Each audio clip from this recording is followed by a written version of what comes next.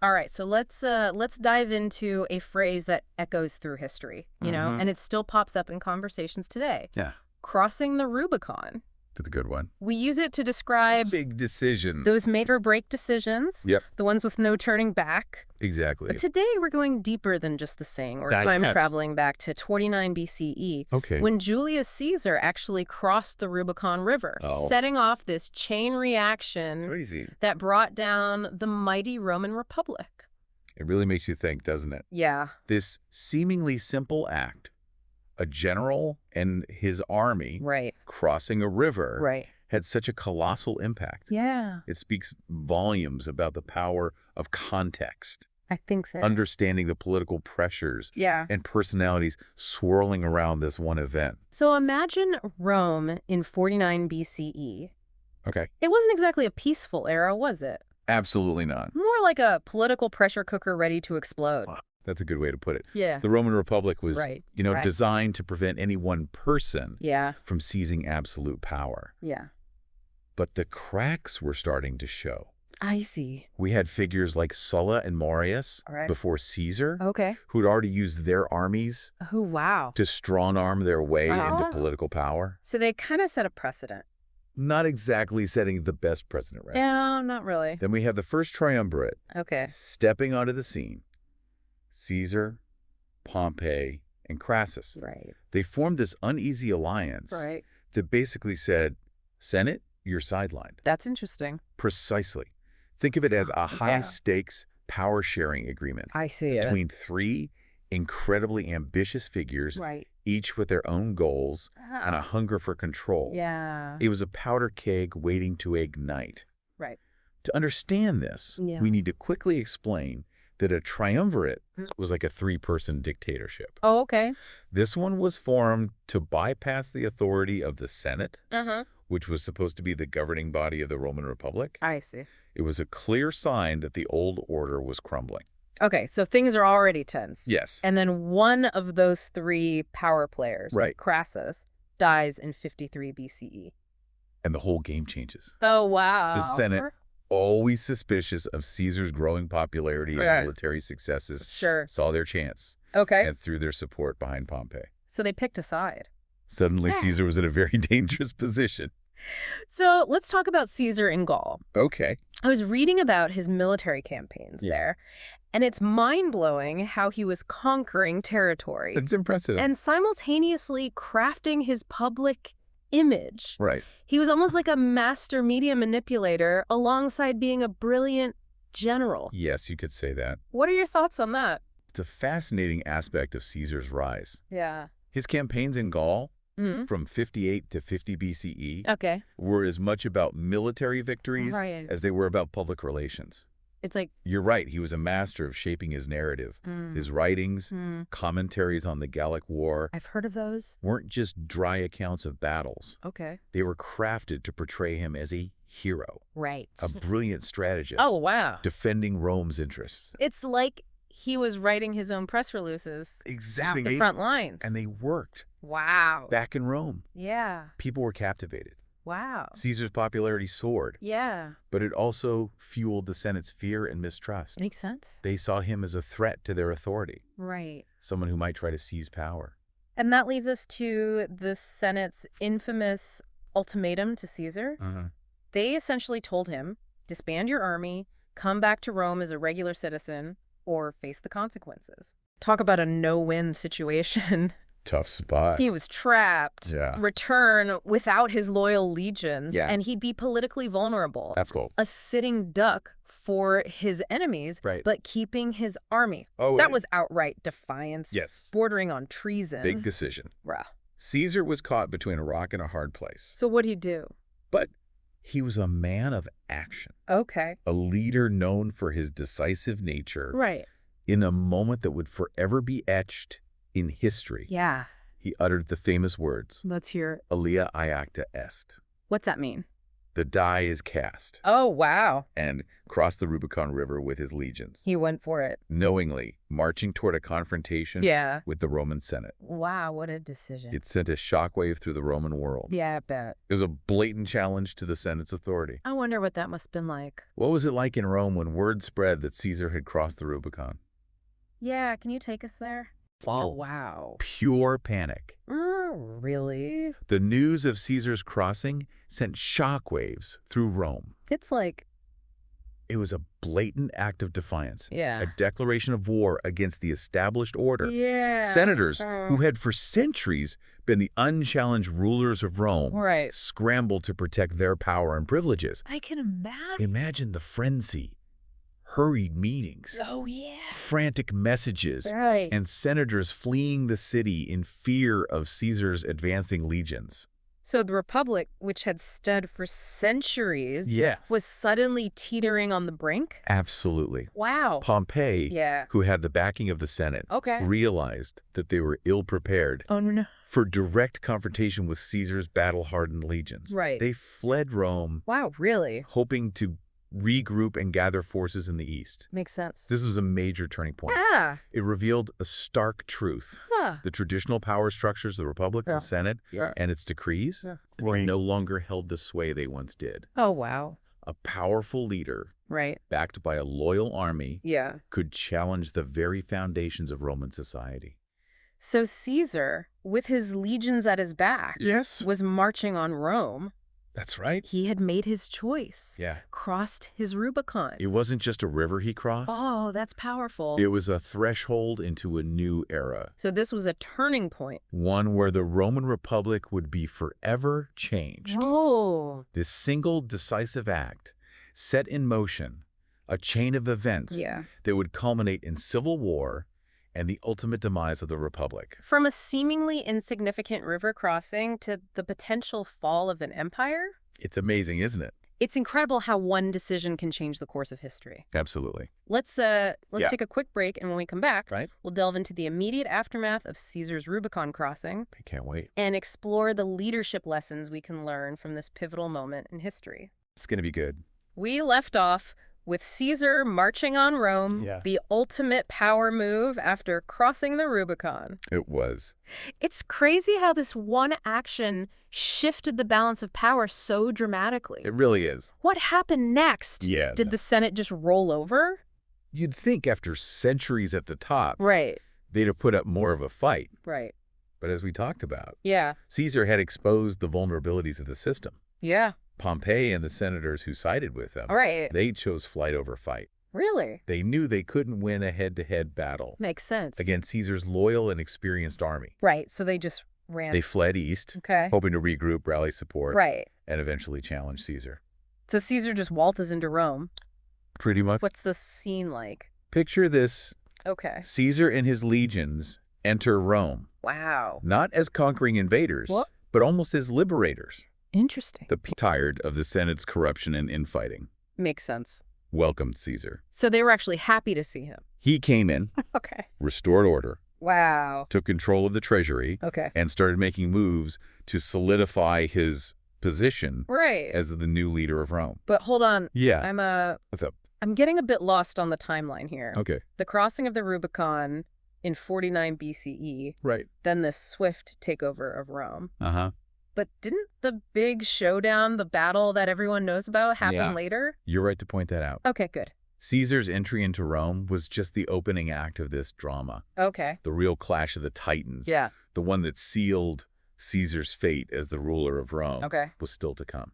Okay. It was the Battle of Pharsalus in 48 BCE. Okay. That's where Caesar's forces met Pompey's army in a decisive showdown. So back to the leadership takeaways. Okay.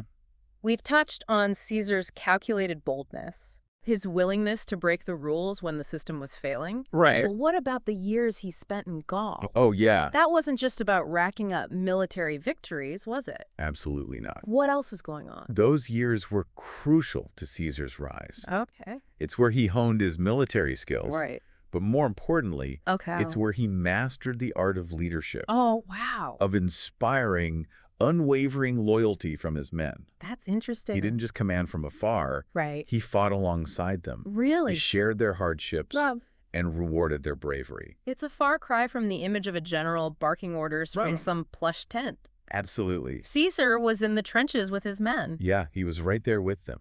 Experiencing the same dangers, the same grueling conditions. It wasn't easy. That had to resonate with his soldiers. Imagine the impact of seeing your leader, a man of Caesar's stature, fighting shoulder to shoulder with you, sharing the same risks. That's power. That forged a bond of respect, Yeah. of shared experience, Right. that transcended rank and power. I could see that. And that kind of loyalty, Yeah. that deep-seated trust, Right. was a weapon more powerful than any sword. So we've got decisive action, calculated risk-taking, this deep understanding of the power of loyalty. But Caesar wasn't just some impulsive hothead, was he? Oh, no. He was a master strategist. He was always thinking ahead. Always thinking several steps ahead. Exactly. One of the most overlooked aspects of Caesar's leadership was his patience. I agree. He spent years carefully cultivating his image, Right. building his power base, and waiting for the right moment to strike. He was playing the long game. His crossing of the Rubicon wasn't a spur-of-the-moment decision. No, it was very calculated. It was a calculated gamble taken after years of preparation. So it wasn't just about being bold. It was about knowing when to be bold. It's like a poker player waiting for the perfect hand before going all in. Caesar was a master of timing. Yeah. He understood that true leadership wasn't just about charging in head first. Right. It was about knowing when to bide your time, when to build your resources, and when to seize the opportunity with an unwavering conviction. Okay, so there's a balance here, right? Absolutely. Decisiveness and patience. Yes. They seem like opposite qualities. They do. But in Caesar's case, they work together. That's a key insight. Okay. It's not about choosing one over the other. Right. It's about understanding the context, the situation, and knowing when to apply each approach. So when to be patient, when to... Sometimes decisive action is necessary to seize a fleeting opportunity. Okay. Other times, strategic patience is required to build the foundation for future success. That's something a lot of leaders struggle with today. Oh, yeah, it's a tough one. Myself included. Yeah. It's tough to resist the pressure to always be doing something. It is, isn't it? To make the big move, even if the timing isn't quite right. It's a trap that many fall into. Yeah. But Caesar's example teaches us the value of waiting, of carefully assessing the situation, and making sure that when you do act, it's with purpose and clarity. This whole conversation is making me think about decisions I've made in the past. That's good. Times when maybe I jumped in too soon, or maybe I held back when I should have taken the leap. That's the power of history. Yeah. It allows us to look back, analyze past decisions, and learn from both the triumphs and the mistakes of those who came before us. So we can learn from Caesar's mistakes. And Caesar's story, with its blend of boldness and patience, offers valuable insights for anyone facing challenging choices. It does. Whether in the boardroom or in their personal lives. So we got decisive action, calculated risk-taking, the importance of loyalty, the art of strategic patience. Okay, what else? Anything else we can add to this Caesar-inspired leadership playbook? There's one more element that played a crucial role in Caesar's success. Okay, let's hear it. The power of symbolism. Oh, that's interesting. Think about it. Crossing the Rubicon wasn't just a military maneuver. It was a statement. Oh, I see. It was a way for Caesar to signal his intentions. Okay. His defiance of the old order and his willingness to fight for a new Rome. It's like he was saying, I'm not playing by your rules anymore. This is a new game. And that message resonated with the Roman people. Wow. It's a reminder that actions speak louder than words. Right. And that sometimes a bold, symbolic gesture can be more powerful than 1,000 speeches. So it's not just about what you do, but how you do it. That's precisely. Leaders need to be aware of the messages they're sending, not just through their words, but through their actions. That's right. Every decision, every move can be seen as a statement. Absolutely. A reflection of your values and your vision. That's a lot to unpack. Yeah, it is. But it seems like Caesar had a knack for using symbolism to his advantage. He did, didn't he? Any specific examples that come to mind? Yeah, what else you got? Well, think about his clemency towards his defeated enemies. Oh, okay. After the Battle of Pharsalus, right. instead of punishing those who had opposed him, right. Caesar offered them pardons. Wow, really? It was a calculated move. Wait. Of course. Okay. Designed to minimize further conflict and consolidate his power. Right. But it was also a powerful symbol of his magnanimity, his willingness to unify rather than divide. It's like he was saying, we're all Romans here. Exactly. Let's move forward together. And that message, delivered through his actions rather than empty words, helped to pave the way for a more stable and unified Rome under his leadership. This is fascinating stuff. It is. But as with any story of power, there's always a flip side, right? That's true. Caesar's ambition, his willingness to break the rules, it ultimately led to his downfall. That's the tragic irony of Caesar's story. Right. He crossed the Rubicon, reshaped the Roman world, achieved ultimate power. Right. But in the end, what happened? His ambition alienated those closest to him. Oh, wow. Leading to his assassination in 44 BCE. So even with all the brilliance, the strategic genius, there's a cautionary tale woven into Caesar's rise and fall. It reminds us that leadership, especially at the highest levels, is a double-edged sword. Right. Bold decisions can lead to great triumphs, but they also carry inherent risks. Yeah. Leaders need to be aware of the potential consequences of their actions, both intended and unintended. So think it through carefully. And even with the best intentions. Right. Sometimes things don't go as planned. That's true. That's the human element of leadership. Yeah. We can plan. Right. We can strategize. But ultimately, we can't control every outcome. Right. Things happen. And that's where the true test of leadership lies. What is it? In the ability to adapt. Okay. To learn from mistakes. Yeah. And to continue leading. Yeah. Even in the face of adversity. Caesar's life is like a crash course It is. In the complexities of leadership, the triumphs, the pitfalls, the constant need to balance boldness with wisdom. It's a story that continues to fascinate and inspire. Yeah, it does. Centuries after the events unfolded. I agree.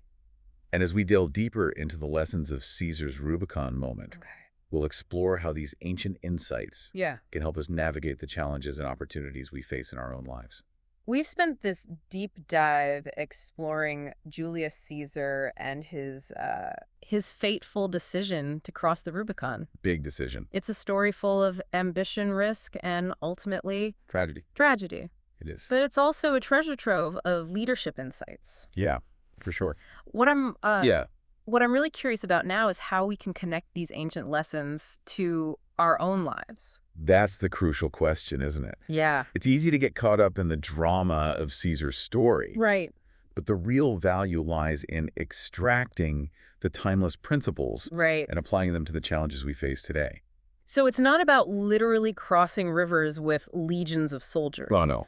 It's about recognizing those Rubicon moments in our own lives. Exactly. Those decisions that have the potential to change everything. And those moments come in all shapes and sizes. Oh, yeah. It could be a major career shift. Right. Taking that leap to start your own business. Yeah. Or even ending a relationship that's no longer serving you. Oh, wow. The key is that it's a point of no return. You're really crossing that threshold. Once you cross that line, there's no going back. So let's say I'm staring down a Rubicon moment in my own life. What's the first step? Yeah. Do I channel my inner Caesar? Okay. Throw caution to the wind and just go for it? Not quite. Okay. Remember, Caesar's decision, while bold, wasn't reckless. Okay. He didn't just wake up one morning and decide to march on Rome on a whim. He was a planner. Years of careful planning and strategic maneuvering led up to that moment. So he was playing the long game. Right. Laying the groundwork, building his power base. Okay. And carefully assessing the political landscape. All right. Before making his move. Okay, so he really thought it through. Exactly. So the first step, even when faced with a decision that feels urgent, is to take a breath. Take a breath and assess the situation. Assess the situation. What are the potential risks and rewards? What are the long-term implications of this choice? Yeah. Gather as much information as you can. Okay. Talk to trusted advisors. Right. And don't shy away from considering different perspectives. Don't just surround yourself with yes people. Exactly. Who are going to tell you what you want to hear. Challenge your assumptions. Okay. Play devil's advocate with yourself. Oh, that's good. And importantly, consider the worst-case scenario. Oh, wow. Could you live with it? Right. If not, maybe it's time to reevaluate your options. That makes sense. All right. So you've carefully assessed the situation. Okay. Weighed the risks and rewards. You got it. And you've made the decision to cross your Rubicon. You're going for it. What's next? This is where Caesar's unwavering commitment comes into play. Okay. Once you've made the choice, you have to commit to it fully. Oh, wow. There's no room for second guessing. Okay. No looking back with regret. It's about burning the ships, right? That's it. No retreat, no surrender, just full steam ahead. Exactly. Because hesitation can be just as damaging as making the wrong decision. It erodes confidence. Right. Creates uncertainty. Yeah. And undermines your ability to lead effectively. But here's what trips me up. What's that? What about those unintended consequences we talked about earlier? Oh, yeah. Caesar's ambition ultimately led to his assassination. Right. Plunged Rome into further civil war. Uh-huh. How do you plan for those things?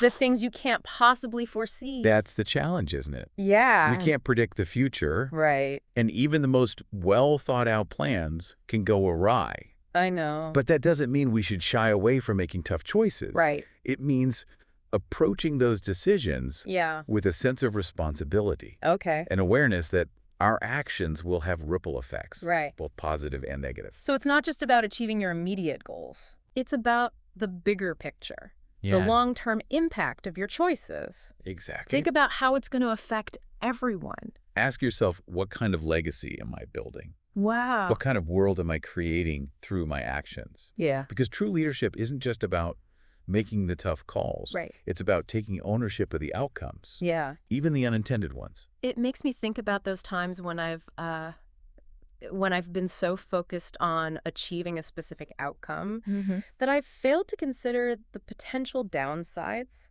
the ways it might impact others. We've all been there. Yeah. But the more we can cultivate that sense of responsibility, that awareness of the interconnectedness of our actions, the more likely we are to make choices that benefit not just ourselves, but the wider community. Thinking back to Caesar, he didn't just follow the rules. No, he didn't. He rewrote them when he felt they were no longer serving Rome.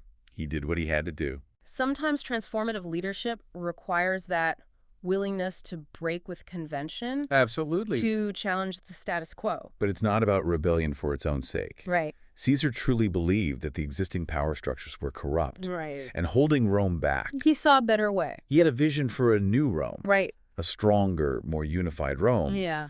And he was willing to risk everything to bring about that change. It's that sense of purpose, that driving force behind his actions that made him such a compelling leader. Absolutely. And that's a key takeaway for us today. What is it?